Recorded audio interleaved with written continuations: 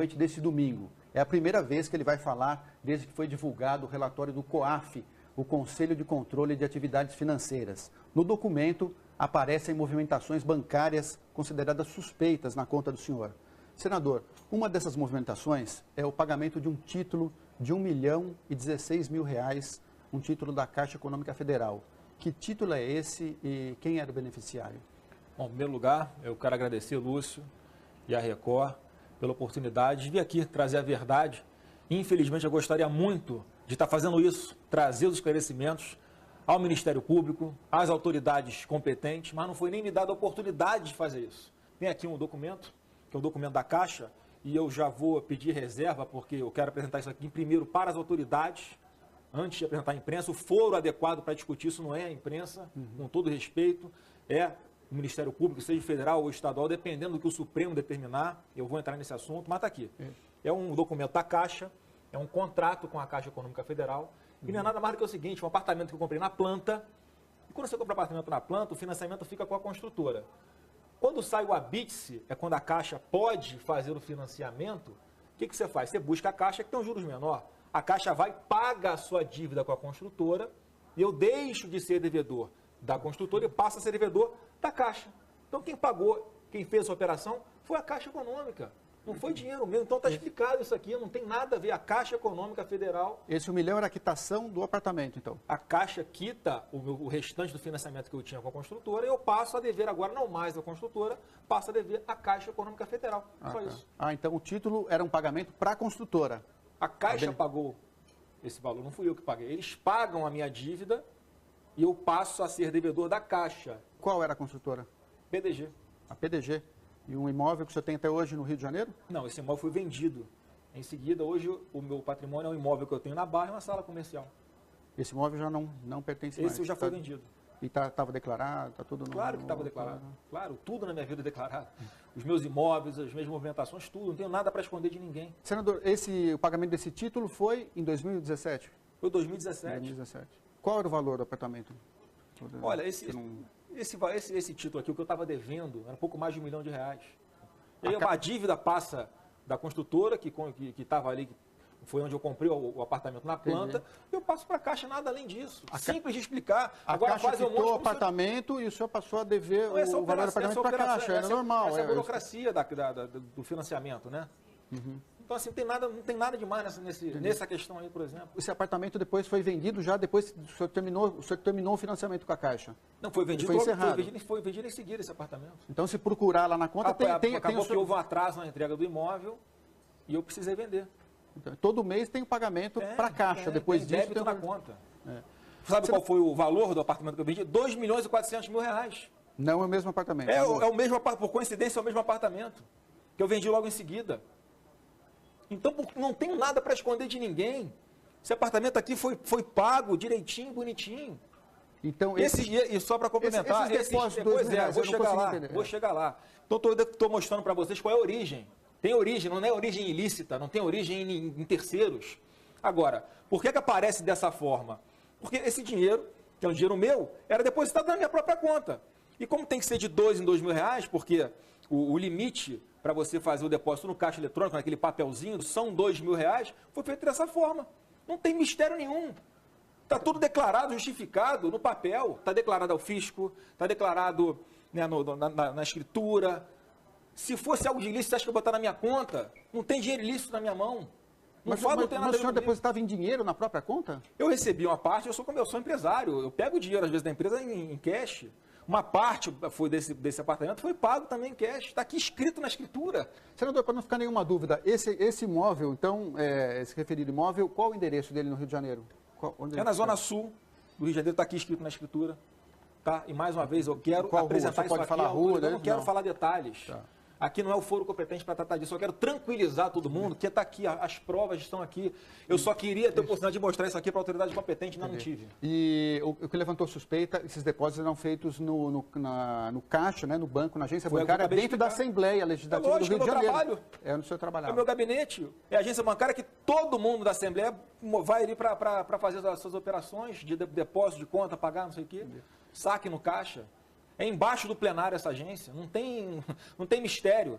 o ex-assessor do senhor, Fabrício Queiroz, trabalhou com o senhor na Assembleia Legislativa do Rio de Janeiro, ele movimentou na conta dele, num período de 3 anos, 7 milhões de reais. Ele mora numa casa simples, ele recebia um salário, né, segundo se divulga, de 23 mil reais. O senhor acha que é compatível essa movimentação com a vida que ele levava e com o salário que ele recebia? Olha, o que meu ex-assessor faz ou deixa de fazer é responsabilidade dele. Eu não tenho como saber o que aconteceu, porque a imprensa às vezes coloca de um jeito, né? Você pega, antes era um ano, o vazamento que foi do estilo dele foi de 1 ano. Aí ele movimentou 1.200.000 reais. Aí você vai ver, não foi 1.200.000 reais. Foram 600 mil reais que entraram e 600 mil reais que saíram. E quando ele me diz, ô Lúcio, lá no começo que eu fui questioná-lo, que dinheiro é esse? E eu até falei, ele me deu uma explicação plausível. O que ele me falou? Ele falou que grande parte desse dinheiro era dinheiro dele, né, que ele como policial recebia, na Assembleia recebia, e a família depositava na conta dele. Só isso aí já dá 80% da movimentação desses 600 mil reais. E os outros, você falou assim, chefe, isso aqui eu explico facilmente, não tem nada de ilegal, pode ficar tranquilo. Eu fui para a imprensa e falei, ele me deu uma explicação plausível, mas quem tem que ser convencido não sou eu, é o Ministério Público. Senador, causou estranheza que o senhor entrou com um pedido de suspensão do processo no Supremo Tribunal Federal, né, alegando o fórum privilegiado, que o senhor tinha tido o sigilo quebrado. Não foi isso. Por que o senhor fez esse pedido? Bom, te agradeço pela pergunta, Lúcio, porque é importantíssimo esclarecer de uma vez por todas para todo o Brasil. Não pedi foro privilegiado no STF. O que eu fiz foi uma reclamação, que é o remédio jurídico correto, para perguntar ao Supremo Tribunal Federal, obedecendo a uma decisão do próprio STF, que lá atrás decidiu sobre o foro, e tem uma vírgula que fala assim, ó, caso a caso, o Supremo Tribunal Federal dirá qual é o foro competente. Se é o Rio de Janeiro, o MP do Rio, ou se é Brasília, o MP federal. Então, a decisão ali que o Supremo vai tomar é para onde é que eu tenho que ir prestar os esclarecimentos, aonde é que eu vou levar isso aqui. O senhor não quis travar a investigação. Dentro do corpo disso, eu já informei ao Supremo as atrocidades que estão acontecendo aqui comigo. Meu sigilo bancário quebrado, sem autorização judicial. Provei ali que, além de quebrarem o meu sigilo sem autorização, Lúcio, eles deram publicidade para isso. Por que essa pressa? Tudo no seu tempo, eu vou prestar esclarecimento à autoridade competente. Por que essa perseguição comigo? Senador, o que levantou muita suspeita é o seguinte, existe uma prática nas assembleias de todo o país, câmaras municipais, até no Congresso, de reter uma parte do salário de funcionário. O deputado, o vereador, contrata e depois recebe um percentual do salário do funcionário. O senhor alguma vez reteve o salário de alguém que trabalhou com o senhor na Assembleia? No meu gabinete, não. E se eu soubesse que alguém estivesse cometendo isso, eu era o primeiro a denunciar e mandar prender. Porque todo mundo sabe, quem me conhece, quem me acompanha no dia a dia, sabe que não tem sacanagem comigo. Tá? Se eu quisesse dinheiro, eu não tinha aceitado algumas ofertas tranquilas de doação eleitoral para minha campanha, bonitinha, de empresários que queriam ajudar o Brasil. Recusei milhões de doações de campanha. Não quero fazer, digo mais, em alguns períodos no meu gabinete, cargos ficaram vagos. Se eu tivesse o intuito de ganhar dinheiro com isso, acho que eu ia deixar cargo vago. Quantos funcionários o senhor tinha na LERJ? No gabinete são 20, mais ou menos. 20. Aí varia, os cargos podem ser fracionados, tá? Mas nunca foi meu gabinete enxuto. O ministro Marco Aurélio Mello está de férias. Ele não teve acesso ainda ao teor da reclamação que eu fiz junto ao Supremo Tribunal Federal.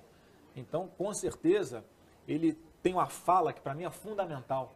E diz o seguinte, eu não olho capa de processo, eu olho o conteúdo do processo.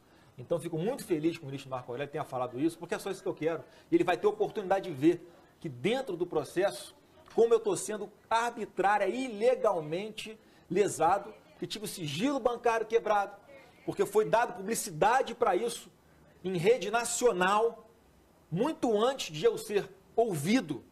Não tem sentido isso tudo que está acontecendo comigo. Então, não tenho dúvida que o ministro Marco Aurélio, ao analisar as nulidades que existem nesse procedimento, que eu também incluí nessa reclamação, ele vai tomar a decisão dele, certamente, a decisão mais acertada. Na opinião do senhor, esse processo deveria correr em Brasília? Quem tem que falar é o Supremo. Não cabe a mim falar. É a decisão do próprio Supremo Tribunal Federal. Não temos nas instâncias. Onde eu estiver aqui, eu vou, sem problema nenhum. Tá. Senador, para a gente concluir a entrevista, esse caso já está na mídia há mais de um mês, né? E a demora do ex-assessor do senhor Fabrício Queiroz em prestar esclarecimentos ao Ministério Público do Rio de Janeiro acaba levantando a suspeita de que existe algo errado por trás de tudo isso. Por que ele está demorando tanto? O senhor não gostaria que ele fosse mais célere em resolver, esclarecer essa questão? Eu certamente gostaria que ele já tivesse feito isso. Agora, vamos contextualizar, Lúcio. Essa investigação já está correndo desde o início do ano passado. E muito antes do meu ex-assessor ser intimado para comparecer ao Ministério Público, já foi vazado todo o seu sigilo bancário também, que foi quebrado sem autorização judicial. Não tenho procuração para fazer defesa dele. Agora, em menos de 15 dias após isso tudo vir à tona, ele foi intimado 4 vezes. No momento em que a mídia está colocando também, eu fico sabendo por vocês, ele foi vítima de um câncer, retirou um câncer no intestino. É lógico que eu tenho interesse que ele fale o quanto antes, mas é uma coisa que foge ao meu controle. O senhor teve com ele